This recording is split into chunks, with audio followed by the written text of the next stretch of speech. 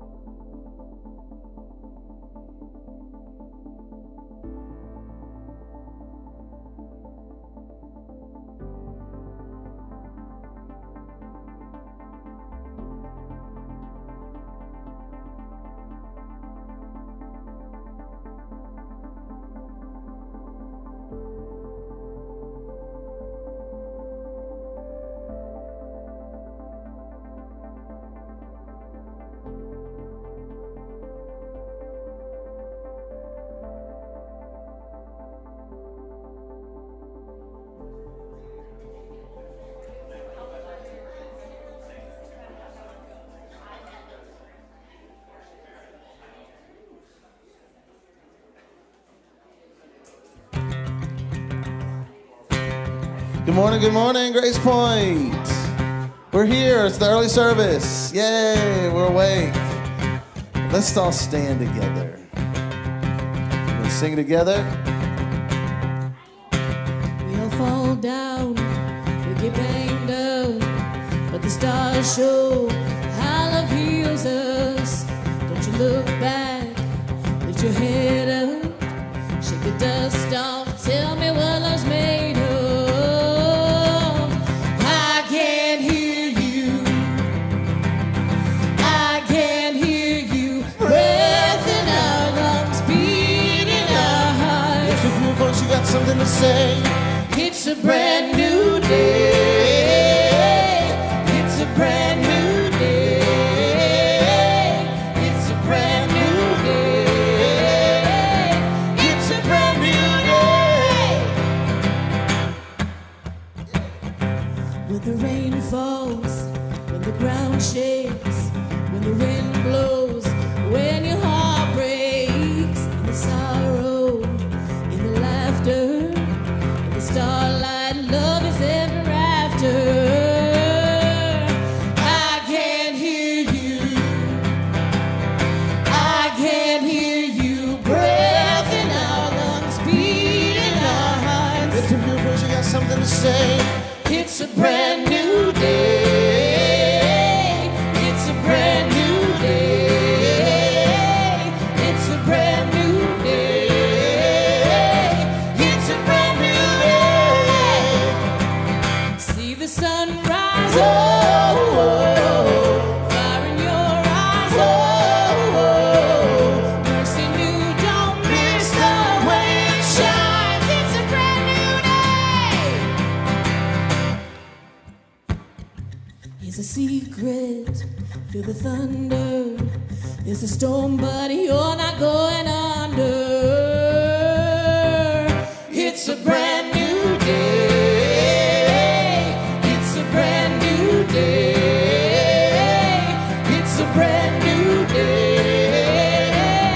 It's a brand new day. It's a brand new day.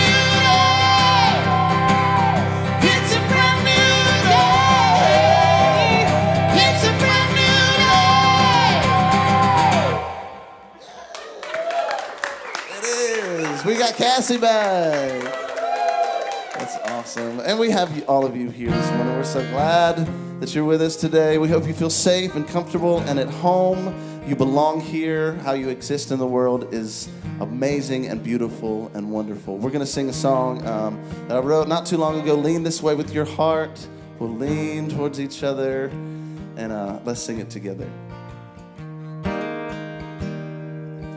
Lean this way with your heart. This way with your heart, we will never be apart. Just lean this way with your heart. Oh, lean this way with your heart. Yeah.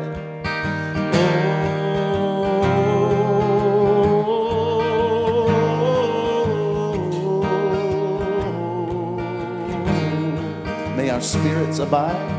May our spirits abide. May our spirits abide. Even in the darkest night. Oh, may our spirits abide. Yes, may our spirits abide.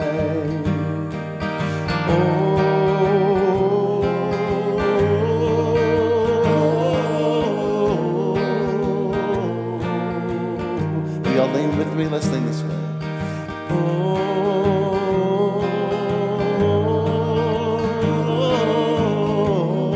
I love it. I love it. Sisters, brothers, and friends. Sisters, brothers, and friends. My sisters, brothers, and friends. There is nothing love can't mend. friends. Oh, my sisters, brothers, and friends. So lean this way. Lean this way with your heart. Oh, lean this way with your heart. We will never be apart.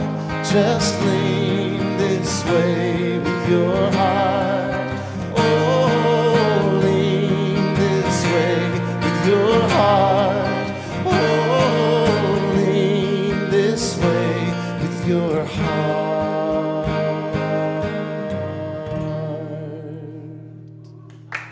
Beautiful, beautiful. Thank you for singing with us. What we'd love for you to do now is meet somebody, talk to somebody, make friends, have conversations. Yeah. We love you. We will be right back.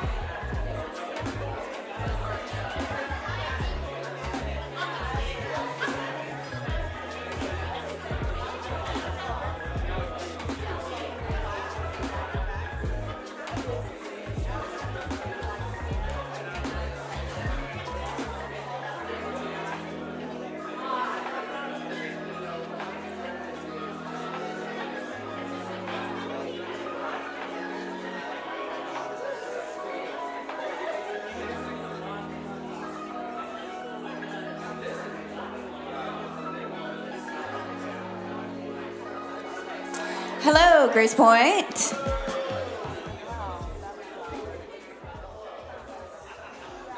Hi. My name is Emily, and I'm the Director of Operations here, and I have a couple of announcements for you. The first is very important, and that is we do have coffee now, so if you need some coffee, it's back there. If you are new here and you would like to get involved, we are about to have a lot going on in the next couple of months. So you can scan this QR code, and that is taking you to a link tree of everything I'm about to talk about. The first is that YAM, which is our social for 20, 30-somethings, meets this Thursday at 6:30 right on the other side of this wall at the Wedge. And it's a very casual, like, getting to know you situation. So, again, if you're new, great opportunity for that. And then, drum roll, please, I have an announcement about our next community social. Our next community social is right here in this room, and we're doing karaoke again. We're going to have food and drinks over at the Wedge. You can buy food and drinks there and bring it over here to enjoy while you are serenaded by your fellow GPers. And I'm sure it'll be very beautiful and fun. I know it'll be fun. And so that's going to be on Sunday, April 28th. It's going to be 6 to 8:30. Yes, GracePointe's goal is to create a safe, affirming, and transformative community. If you would like to support us, then you can text any dollar amount to 84321. You can go to gracepointe.net/give. Scan the QR code or Venmo us at GracePointeTN. And now over to Josh for an announcement. Good. Oh, who wooed? Thank you. There you go. Thank you. So how's everybody doing? Can we take a deep breath together for just a second? I don't know if you're like me, but there's a lot going on in the world. A lot of violence, a lot of war, a lot of genocide. And then even here at home, there's a lot going on with a group of people in the legislature who are trying to essentially take us way back. And one of the things I believe is true is that we can do something about all of this stuff in the world. We can work for a world of peace and justice, a world where everybody's rights are protected. We can work to that end, but we have to do it together. We can't do it alone. And I think for me, when I'm thinking about doing it alone, that's the sense of overwhelming, this is never going to change. And so we're trying to not do that alone here in this community. And one of the ways we're trying to do that is by getting people together regularly to get to know one another, to share their lives together, to share their ups and their downs and their goods and their bads. And one of the ways we're going to do that is through a thing called Connect Groups. And so can we put that QR code right back up on the screen?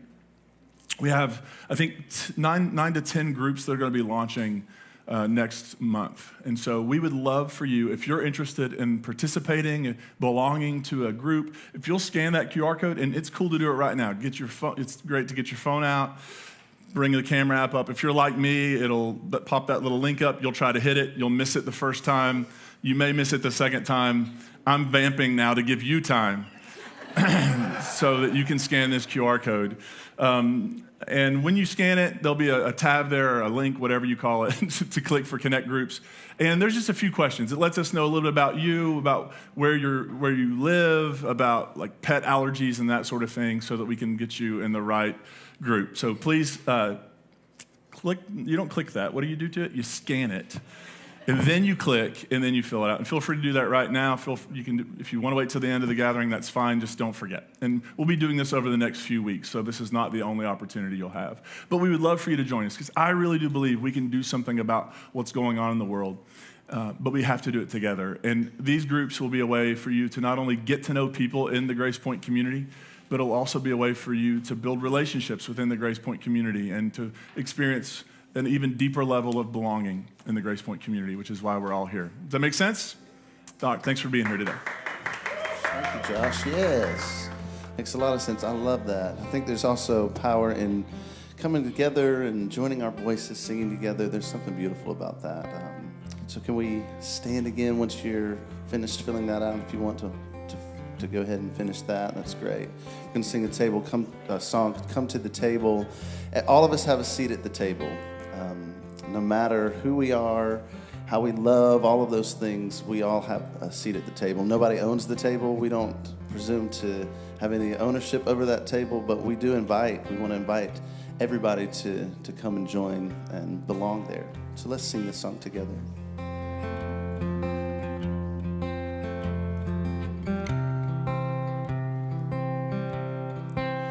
Come all proud, come all greedy, come all liars, come all shamed, come all wealthy, come receive it. To the table, come today. Come all broken, come all needy, come all poor, and come enslaved. Come all rulers, come be seated. Come all sinners, come all saints. Come to the table from near and far. Come from the shadows, come out of the dark. There's room at the table. We saved you a seat. Come to the banquet. Come join in the feast. Every race, every nation. Come all rebels, come all gay. Beloved, come to Jesus, to a table full of grace. To the table, come and stay. Come to the table, come eat and drink. There's no inner circle. We all have a seat. Be free at the table. Come let down your guard. You're never a stranger. Just come as you are. Come be whole. Come be loved, come accepted, come now, come. Let's sing that again. Come be whole, come be whole, come be loved, come accepted, come accepted, come now. Come be whole, come be whole, come be loved, come accepted, come now, come. Prepared is the table, we're ready to feed. The party is waiting. There's more still to feed. The harvest is ready for you and for me. Go live out your mission to fill every seed. Go live out your mission to fill every seed.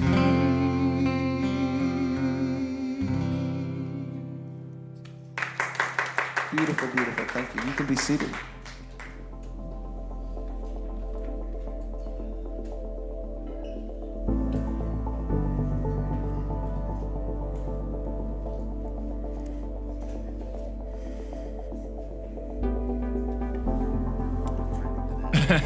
Thank you.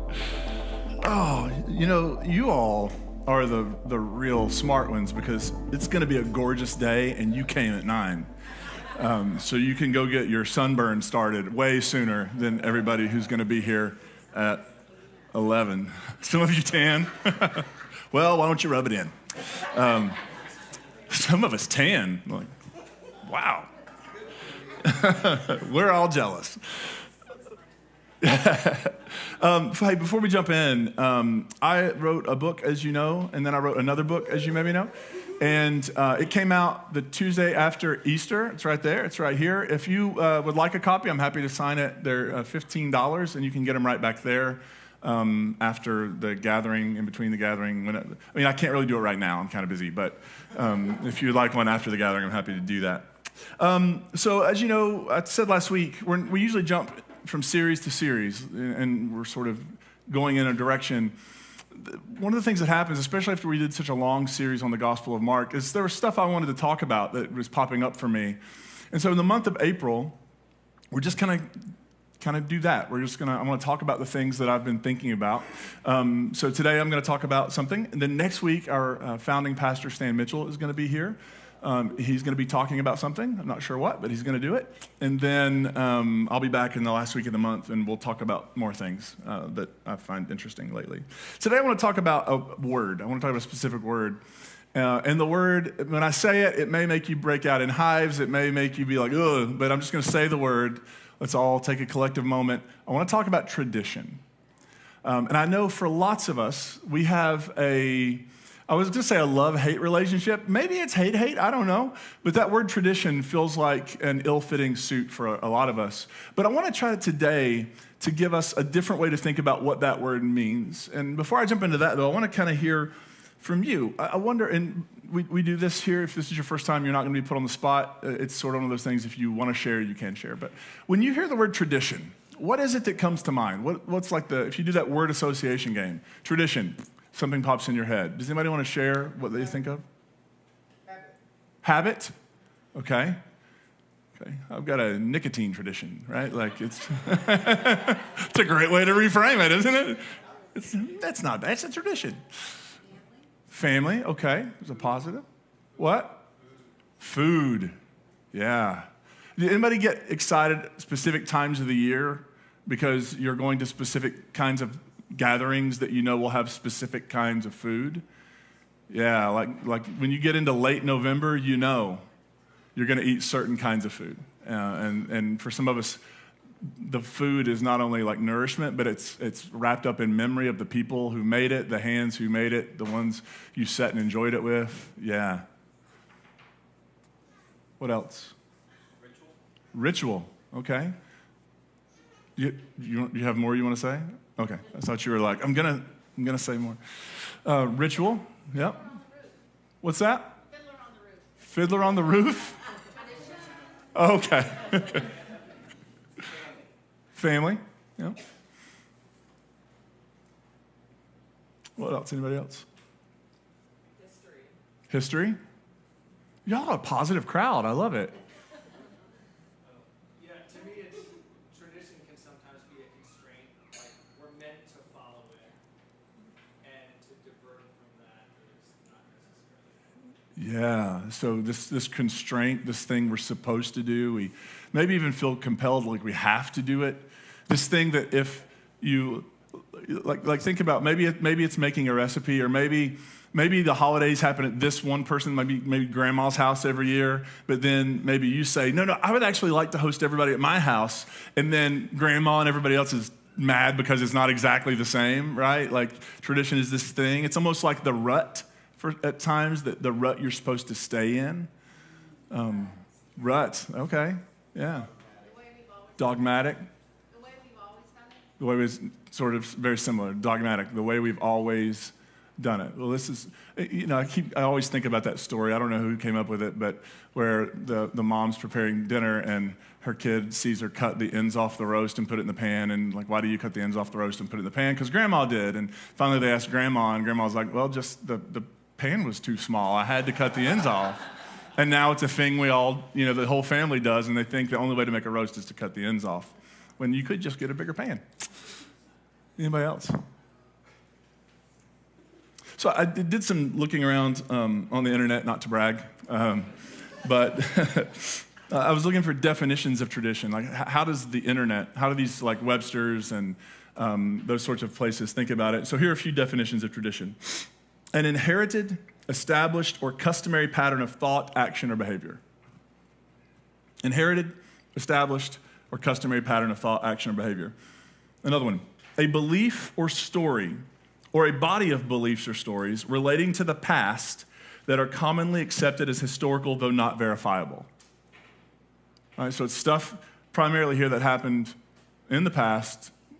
You can't really prove it, but people assume there's something historical about it. The handing down of information, beliefs, and customs by word of mouth or by example from one generation to another without written instruction.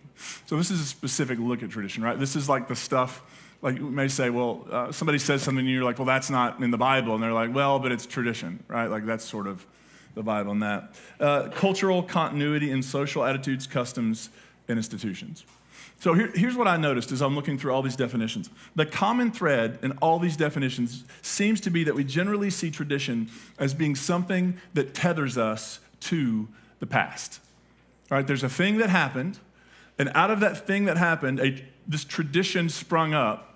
And what the tradition does is it ties us, tethers us, keeps us connected. In some ways, tradition may be a way of trying to bring the past into the present, right? But it's this being tethered to a thing in the past. I mean, it's kind of hard to have a tradition, for something to be traditional without some history behind it, right? Like if it was something you just did last week and you're like, well, this is tradition. Like, no, man, like last week you did this for the first time. It's like when people have the first annual something.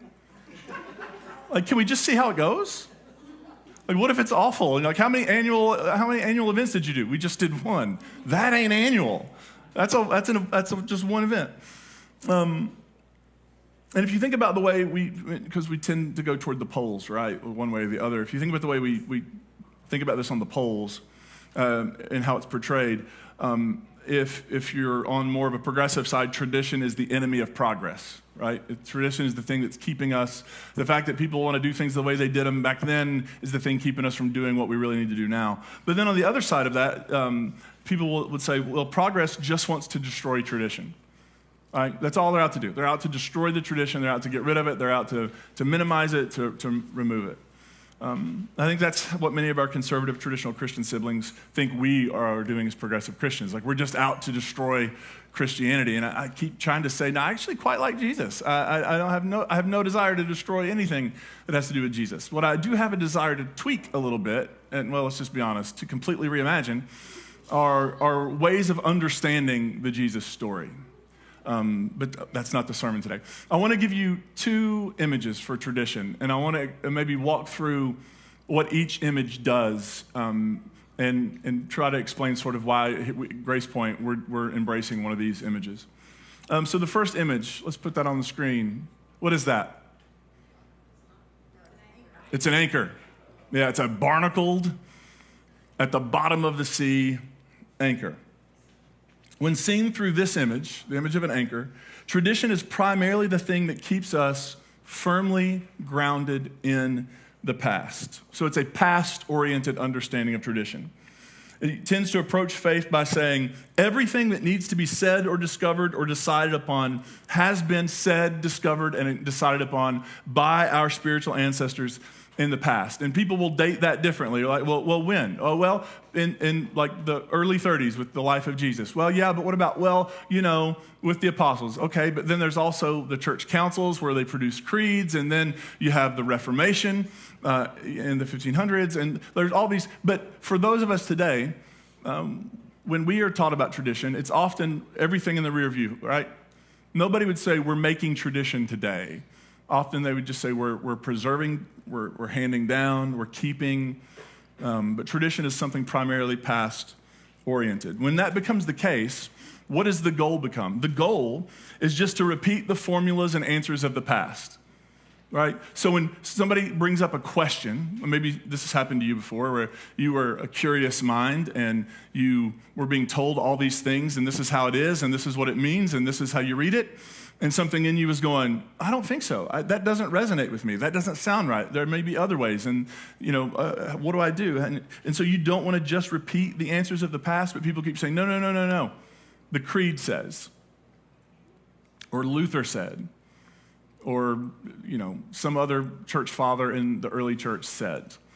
And everything gets grounded in, so all we are supposed to do is not come up with new things, not to make new ideas, but it's to just simply take and memorize and regurgitate what people in the past have said. Now, every decision we make has an effect on what we end up doing and being a part of. So when this anchor becomes the primary image for tradition, for what we mean by the word, it can lead to passivity, and it could lead to sort of faith, religion, whatever, Christianity becoming a spectator sport, right?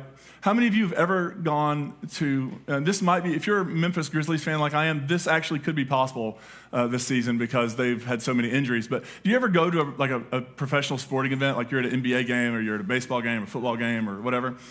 Do you ever expect to get called onto the field?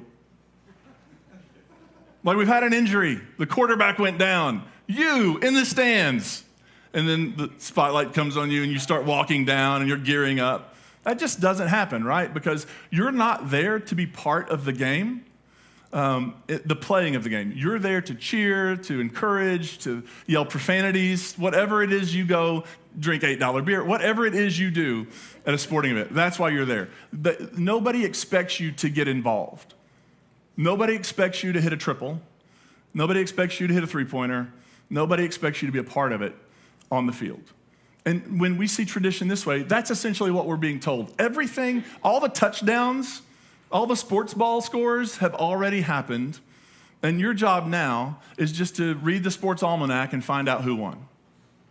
And then get a time machine and go back in time and make a ton of money. Some of us don't. That is a dated reference. It's Back to the Future for those of you who maybe didn't follow. And I spoiled part of it for you if you haven't seen it. But it's primarily about passivity. Like, we receive something, we don't participate in something. We watch something, we hear something, we regurgitate something, but we don't go into it expecting something, expecting to engage, expecting to be a part of shaping the future of the thing, right? When we talk about the future of faith, some people would say, hey, the future of faith is already decided. It's these doctrines, it's these beliefs, it's this particular way of doing it. And for some people, that's what it is. And when you have the anchor metaphor, that's what you get, I think. The anchor metaphor also leads to a lot of categories and boundaries. And look, I feel like sometimes we need to say this. There are healthy boundaries that protect you and keep you safe as a human being. That's not what we're talking about. We're talking about when everything is anchored in the past, then we end up creating all these categories and boundaries that keep people who don't see the anchor the same way we do out, right? So if you can't say this statement, if you can't affirm this creed, if you can't do what we think you should do around this particular thing, then you don't get to be a part of this. Because the anchor, and any Ray Boltz fans in the house who just want to break into the anchor holds, I've been fighting it all morning already. But this anchor, keeps us grounded in a tradition, and the tradition is in the past, and so if you don't line up with the tradition in the past, then you're out. Here's the problem. We don't live in the 1st century. We don't live in the 4th century. We don't live in the 16th century.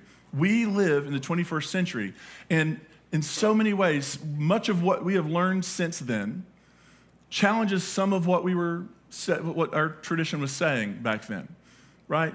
I mean, Copernicus, Galileo, like people who were called heretics because they suggested maybe the earth is not at the center of everything. Maybe the sun is. And I think it was like in the 60s, 1960s, when the Catholic Church finally said, Galileo's not a heretic. He was right. Took a minute to get there. After we went to the moon, and we're like, okay, yeah, I think he's right. So there are things we have learned that put us at odds with some of the things. Like I have a friend who was talking about getting one of his dad's medical books down, and from maybe the 50s or so, and looking in it and reading. And it said that women who were expecting to give birth should smoke a cigarette or two a day for the health of the baby. Medical textbook from medical school. We've learned a thing or two since that book was written. Would you agree? And can you imagine somebody saying, well, look, I get it. I know what the tests say, but let me tell you what the Bible says, the book says, the text says. It says this. And so if this is at odds with what we're learning about the world, then we got to choose the tradition, because the tradition is always right. When the anchor is your primary metaphor and you're grounded in the past, you also end up becoming defensive and protective, right? I can remember this from my days of using this being my primary metaphor, even though I wasn't aware of it. And when somebody would ask a question that was challenging, or that I just didn't have the answer to, or a question that I thought if I give the answer that I think in my head, it's going to be at odds with my faith, I would get really, really frustrated and angry. Anybody else have that happen? Anybody ask a simple question, an easy question or an honest question before, and the person you were talking to just went ballistic? What is that about? Well, they're really not mad at you. They're scared to death that if they answer this in the way that maybe they're thinking, their entire faith could unravel and crumble. One of the ways the tradition anchored in the past deals with that sort of thing and becomes defensive and protective is, it quotes random Bible verses completely out of context. Has that ever happened to anybody? Anybody ever done that? I'll just be honest. I've done that in the past. I need to be right. I need to prove my point, and it helps if God does it for me. So let me turn to this book, and I'm going to flip through it, and I'm going to find a verse that proves I'm right and they're wrong. This way of seeing tradition also essentially says you either embrace it fully or you don't embrace it at all. This is not a cafeteria. This is not a buffet. You don't pick and choose what you want. You take it all or you don't get anything, right? Anybody ever heard that sort of metaphor to approaching it? So if you were to say like, no, I love the Jesus story. I just can't take that particular piece of it literally. Oh, nope. You either take it all or nothing, right? And in many ways, and I'm going to use a metaphor for this metaphor that I actually think in real life is a cool thing. But it's like an archaeological dig. I would love to be a part of an I have no qualifications that would allow me to ever be near an archaeological dig, but I think they're amazing. And I think uncovering things from the past, because sometimes, like with the Dead Sea Scrolls, for example, when they discovered the Dead Sea Scrolls, it transformed so much of what we as a body of people knew about the Second Temple period in which Jesus lived, right? It doesn't talk about Jesus, but it gave us insight into the way specific groups of Jewish people were engaging their faith and what they understood. And while Jesus maybe had different ideas on some of it, it at least gave us a window, right? So archaeological digs can help us understand the past better. But I don't think most people go into archaeological digs going, I'm going to find something brand new in there. Like, I'm going to uncover something that's not super old and has been buried in dirt over time. So this way of seeing it is like faith is really an archaeological dig. We're just looking for things from the past. That's the primary deal. We discover things from the past, and then we just repeat them without wondering, like, how does this land now? What do we do with this as 21st century people? Now, for a long time, I thought this was the only way to think about tradition. And so I either, can embrace this, which I can't any longer, or I'm just I can't be a part of tradition. I can't be a part of something traditional. I can't be a part of something grounded in something. And I think for many of us, when I talk to lots of people who are deconstructing and shifting and they're trying to find a space maybe in a progressive Christian tradition, what they often will struggle with was like, well, it doesn't feel like we have tradition. It just feels like, are we just making this up and doing what we want because it feels good? Is that what we're doing? Are we just saying, well, that's uncomfortable. I don't like what that verse says, so I'm going to throw it out. Is that what we're doing? And then there's another metaphor that happened for me that really allowed me to realize I don't have to choose between being connected to a tradition like Christianity. I don't have to choose between that and just agreeing with all of this stuff, right? Or bailing. There's another choice. So I want to show you another image. Don't you kind of want to be on that boat? Yeah. So this is a sailboat, and the primary focus is on the sail piece of this. It's what makes it go, right? Like, you raise the sail. I don't know how it all works, but you raise this. I think it's pretty easy here, not to actually do it, but the physics.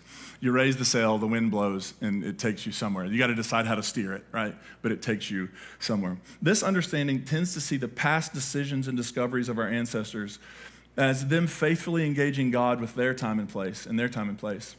And it's helpful to us, not always teaching us what to think, but maybe teaching us to think, or maybe giving us invitations on ways to think, the how of thinking, but not the what. It doesn't answer all of our questions, but it helps us to learn to ask questions. There are real issues that previous generations have not faced and cannot understand because they never were given the information to understand it. And when we're dealing with an ever-evolving, ever-changing world where we're learning stuff all the time. Think about this. How many of you got to see the eclipse the other day? How many of you were just completely wowed by it? How many of you were like, eh? Okay, somebody's going to be honest about that. I was a little eh. I also forgot to get the little glasses, so I was like swapping back and forth with a stranger at the post office. No idea who the person was. She felt sorry for me because I'm like under the awning, like doing this, just trying to like squint to see if I can see it. And she's like, would you like to borrow these for a couple seconds? And I was like, oh yeah, I would love to keep my retinas. So yeah, so put it on, looked at it. It was kind of interesting. The thing that I think of every time something like this happens is go back in time a long, long time ago. Long, long time ago. Imagine when early humans were just minding their own business, and the sky went dark in the middle of the day, and the street lamps came on, and they were wondering, what in the world is happening? The gods are angry, right? And we can look back on them and think, how silly that they created these traditions around this god is dying and rising. It's not silly at all. They were wrestling with the best information they had in front of them, led them to make some meaning out of this event. I imagine it was absolutely terrifying for those early humans. And now we know when it's coming and when it's coming again and when it's going to, like, we know where the totality is going to be in 2045 or something like that. Already know. People are already booking Airbnbs so that they can be in the totality. If you own a rental property in the totality in, roughly 21 years, you are going to make some money. We know more. Wouldn't it be kind of ridiculous if we had the capacity to know more, but refused because it conflicted with something that we said in the past? I hope that when I am under the care of a medical doctor, they are not thinking, well, in 586 BCE, they thought this, and I really don't want to go against the tradition. I want cutting-edge, state-of-the-art medical care. I want them to know things that we don't know yet. And isn't it interesting, for example, that we would want something out of our heart surgeon, because your heart's kind of important, but when it comes to the realm of faith, lots and lots of people, not you all, lots and lots of people come to church every week, and the minute the person speaking to them diverges from what has always been told, they're like, we're out. Why? Why are we so afraid of learning something? What if learning something new opens up a whole new world? What if it opens up brand new possibility? By the way, sidebar, it wouldn't be something new to God. Like, it's not as if God, and this is not my conception of God, but play along, that if God were standing back and God sees Larry discover something new about theology, and God's like, Larry, I didn't know that. Humans, we're always playing catch up. A major evangelical scholar who wrote some non-affirming stuff in the past and has one of the major textbooks on theology in that world. This week, the news broke that he had written a book with his son that he's become affirming, which is fantastic, and I celebrate it. I had a problem with a little bit of the language because the language said, and I don't think this is probably not what they meant, but I think it should be addressed. The language said something like, God has widened God's mercy to include people of different sexualities. I'm sorry, what? God, I have been against all of this forever.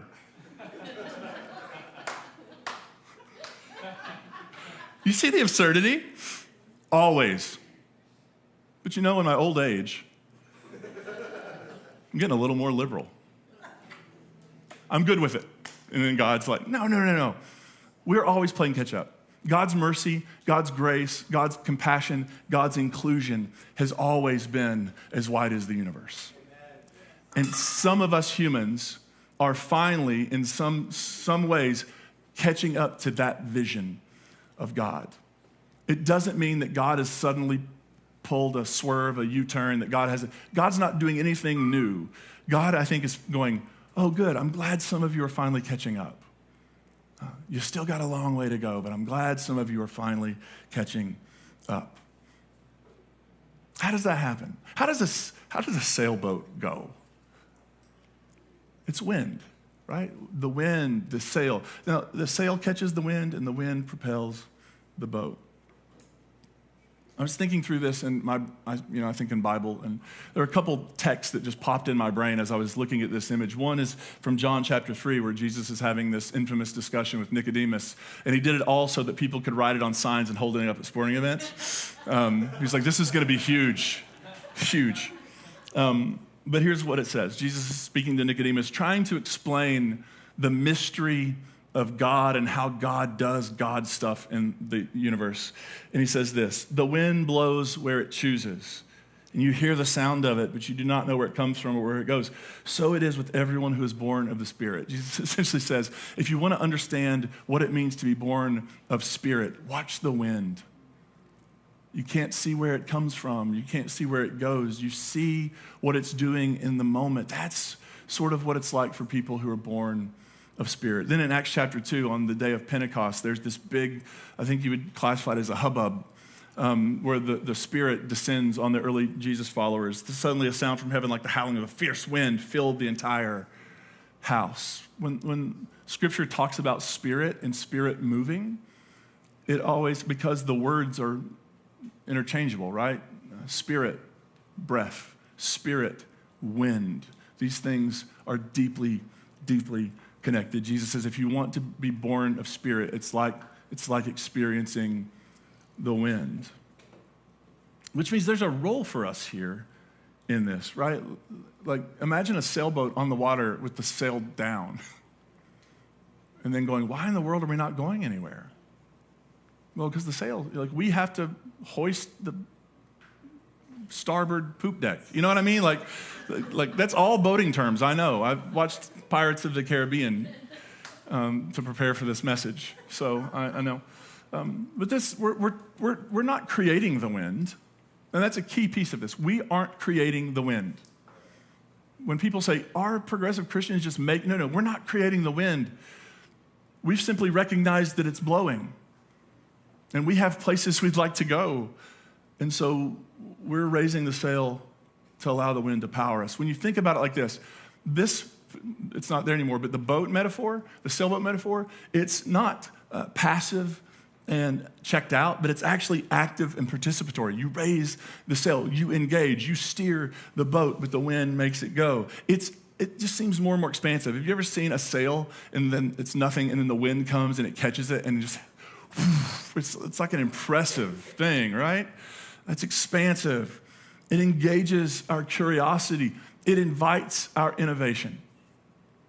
Because it makes the assumption that every single thing that ever could be or needs to be said about God, about humans, about what it means to be a human in the world, about what a good human life looks like, about how to create human flourishing, all the things that need to be said haven't been said yet.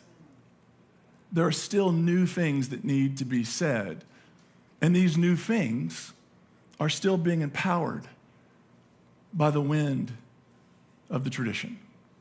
Because we look back at our ancestors and we think, gosh, can you imagine when Luther nailed up those theses on the church door? That was a moment of catching wind, like, hey, what we're doing is not right and it's not working. We need to change this.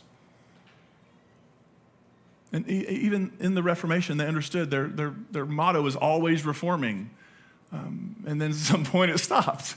And it's protecting and defending what we reformed when there's still more to do. This metaphor, the sailboat, which I keep pointing to, it sees the Bible differently. The Bible is the diving board, not the swimming pool. Does that make sense? The Bible is a way to help get us in, and the swimming pool is the tradition, but God, friends, God is the ocean. And it's really important to not confuse those things. We have assumed that the Bible is the whole thing and God is maybe, over here somewhere, but no. The Bible's the diving board. The tradition is the swimming pool, but there's this larger ocean called God. Why in the world would we start telling people that our swimming pool was the ocean? It's not. It may be a great swimming pool, but it's not the ocean. God is the ocean. This sailboat, this wind metaphor understands the organic nature of faith. It is living and growing. Faith should not be something we visit in a museum. It's more akin to a garden that is producing new life and being pruned and collected and planted and replanted. It's organic. It's not something that we just go look at and think, gosh, I'm so sophisticated to be looking at this. I'm in a museum. How cool am I, right? No. Faith is more like the dirt under your fingernails because you're cultivating something alive and real and something that changes over time. Are you with me? What if we use this definition of tradition? Tradition is how we interact with what is passed down to us and the contributions we make to it. What if we realize it's not our job just to pass the baton to the next group? It's our job to take the baton, do some stuff, make meaning, wrestle, and then pass all of that on to the next generation. I talk to people every day who feel like they are not, there's no part of the Christian faith for them anymore because their faith shifted and they can no longer believe the things they used to believe. And there are people actively telling them, you can't belong here. And they wonder, like, am I just going off in error? No. You know what I think is happening for some people? Some people suddenly realize that the wind is blowing around them and it has been blowing around them the whole time. That there's more to this thing than just repeating what we've heard in the past.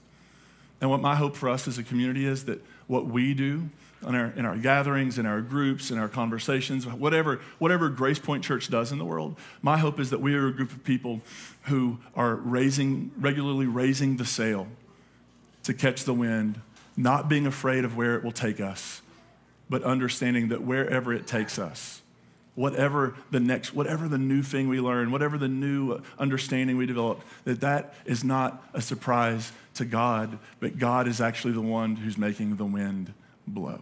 Are you with me? Let's pray. God, we are grateful to be a part of something larger than just us.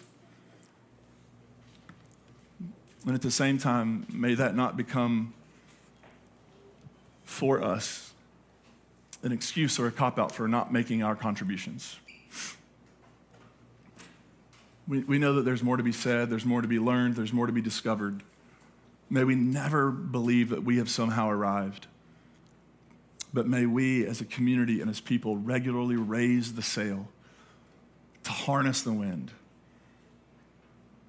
And may the wind take us in a direction of more and more love, compassion, generosity, peace. May the wind take us to active participation in making the world a better, more just place.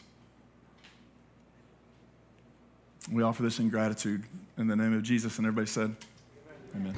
Amen. I think I missed an opportunity to do Pocahontas, Colors of the Wind. That would have been perfect. But also this song is a signature Cassie song that she used to sing a long time ago at GracePointe. It's beautiful, God's Highway. She's going to sing it for us today.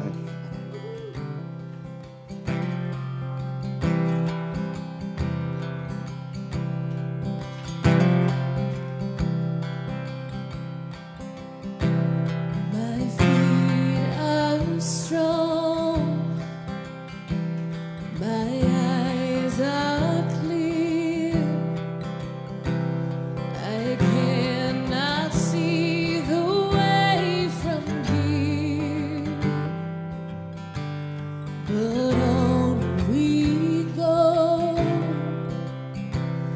God knows the way, and in her arms she keeps me safe.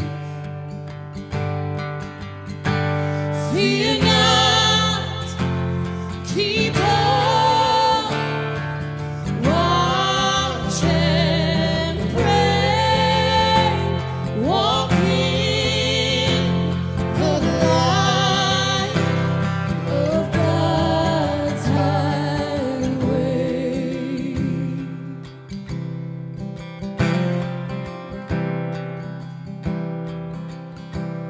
The shadows flee, the valley is deep,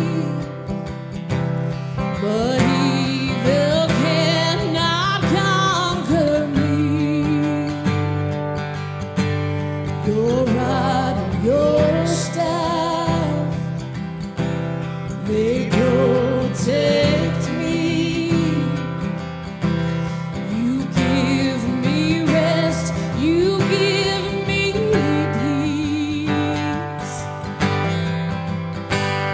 Fear not, keep on, watch and pray, walk in the light of God's highway.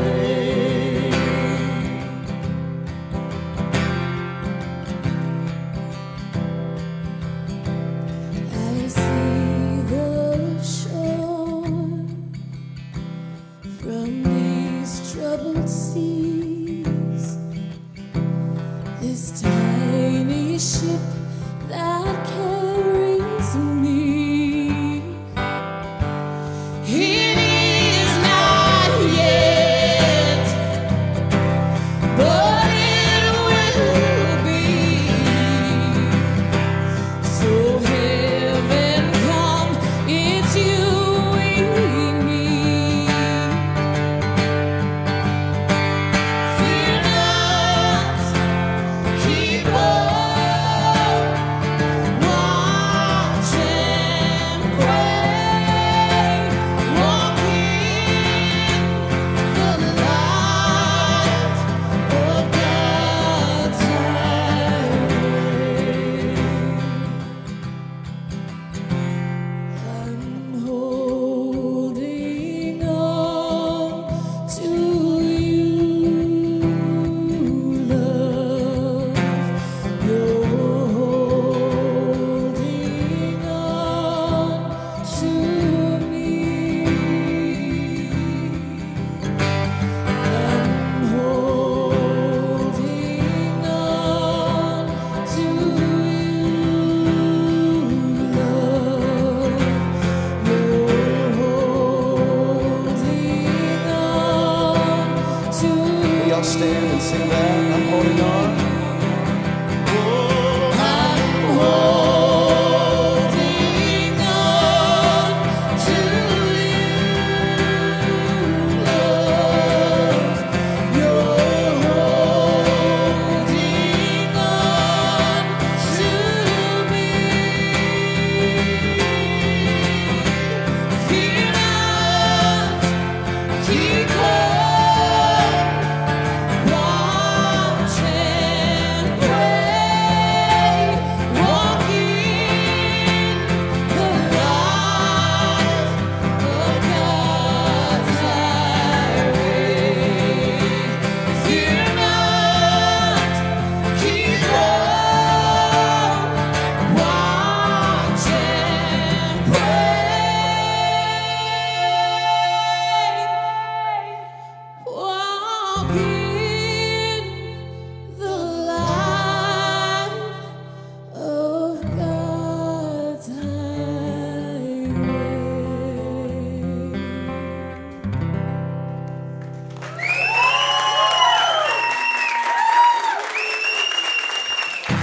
Yeah, GracePointe, thank you so much for being with us today. We hope you leave encouraged and have a great week. We love you. We'll see you back next time.